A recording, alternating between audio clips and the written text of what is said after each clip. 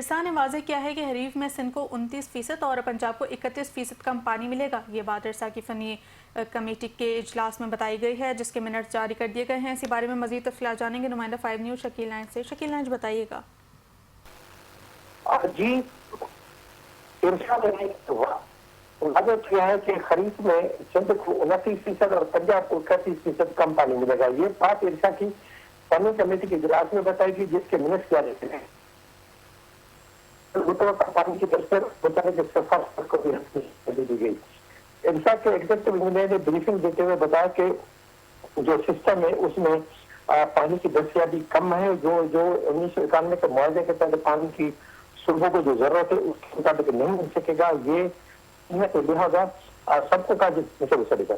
ये इनको कहा जा रहा है कि जो पानी दस्तियाब है, जो कमी होगी उसको मद्देनजर रख के खरीफ के इब्तिदा में वो अपनी पानी की जरूरत बताए और खरीफ के बाद में जो पानी है उसकी भी जरूरत बता दे।